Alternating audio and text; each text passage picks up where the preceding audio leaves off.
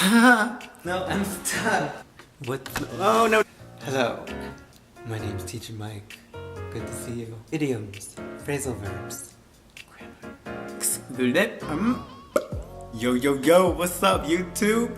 So today we are going to continue with our general English videos. The testing videos are coming. I've just been super busy moving, but they're coming. So down to business. Today I'm gonna give you 5 of my favorite excuse phrases and expressions. If there is a party you don't want to go to, or you don't want to go to work, or you don't want to go on that date, then this video is for you. And before we begin, some of these expressions are idioms, and then I think 1 or 2 is a slang, or mixed with phrasal verbs.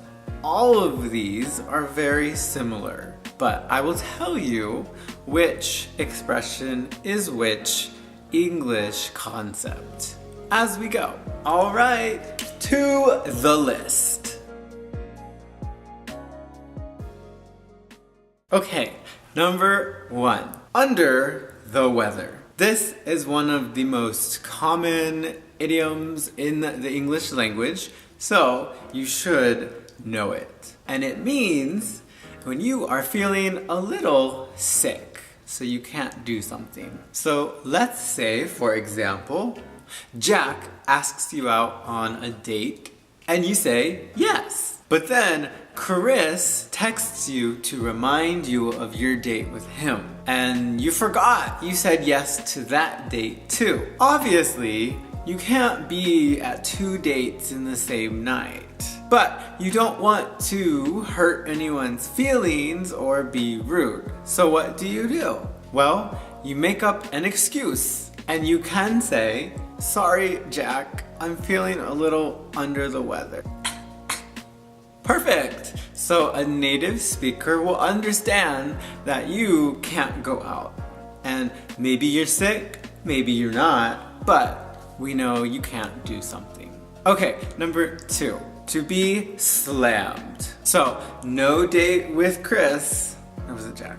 Oops, I mean Jack. So, while you're out at your dinner with Chris, you get a text from your friend Cardi. She wants to party later because she just passed her exam. You want to go, but you remember you can't because your exam is tomorrow morning. So you have a lot of studying to do. Well, you can use this expression and say, "Ooh, congratulations, girl! Oh, but sorry, I'm slammed. I have to study, I have a lot of work, I'm very busy, I can't go. Let's party later." And there you go. You use the expression to be slammed to tell her you can't go because you're busy. Number 3, I'm beat. So, it's after exams, it's after Cardi's party. Now you are exhausted, very, very tired. But then your mom, she comes and she tells you, "Yo, you have a lot of chores to do."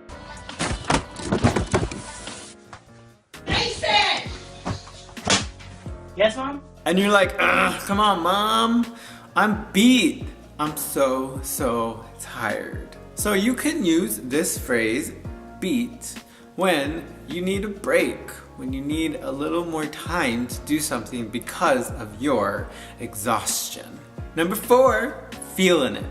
Chores are done, but Jack is back. He wants to go on that date, but you have a little problem. You don't really want to go on a date with Jack. So what can you say? Well, try this.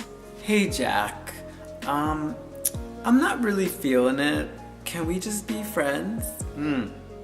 Ouch, awkward. So now Jack knows you're not really interested and you don't like him in that way. This is a super popular phrase when we want somebody to know we don't like something. We're not really feeling it. We're not really feeling it. Number 5. It slipped my mind. All right, so exams are done, parties are done, chores are done. We escaped Jack's date. We can do whatever we want. But wait, oh my gosh, work. Work just called to let you know you're late. What do? Well, you give an excuse and you can say, oh my gosh, I'm sorry. It just slipped my mind. I forgot I had to work today. Now, this idiom, it doesn't fix the problem completely, but it is an excuse to let someone know you're trying. You just forgot, and that happens sometimes. All of these excuses. So we've learned a lot of ways to avoid things, and you might be feeling a little dishonest. But hey, this is English, and for native speakers, we make excuses all the time. Sometimes you have to do it if you don't want to hurt people's feelings. If you ever find yourself in one of these situations, try one of our phrases from today. If you're not feeling that coffee date, or your next work shift slipped your mind, then there you go. Alright guys, I hope this one helped you, and if you liked it, comment below and let me know how you make excuses when you have something you don't want to do. Until next time, what's my name? What's my name? Teacher Mike.